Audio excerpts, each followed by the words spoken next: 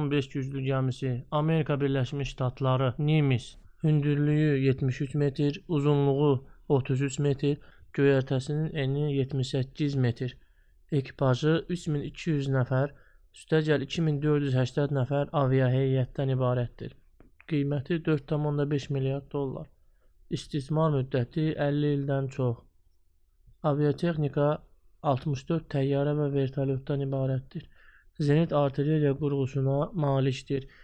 Gəminin gücü 2 nüvəli reaktoru, 4 buxar turbini və 4 dizel mühərriki ilə işləyir. Raket silahları 16-24 Sputnik əlaqəsi var. Sürəti 60 km/saat. 48 qırıcı bombardımançı təyyarəsi var. Iowa, Amerika Birləşmiş Ştatları. Heyəti 2800 nəfər. Taktiki silahı 32 raket. Eni 33 metr. Uzunluğu 270 metr. Radarlarla hava peşləri və zenit raketləri ilə təchiz edilib. Böyük Pyotr gəmisi Rusiya.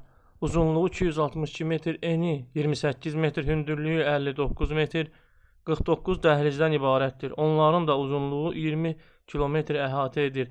Gəmi 6 göyərtədən ibarətdir. Sürəti 60 km/saat. Gəmi 150-200 min əhalisi olan şəhəri elektrik və istiliklə təmin edə bilər. Heyəti 1035 nəfər. 105 zabit, 130 miçman, 800 dənizçi. Heyət 1600 otaqda yerləşdirilir. 550 kilometrdən vurmağa qadir olan raketləri var. Ticonderoga, Amerika Birləşmiş Ştatları. Uzunluğu 172 metr, eni 16 metr, sürəti 60 km/saat. Heyəti 387 nəfər.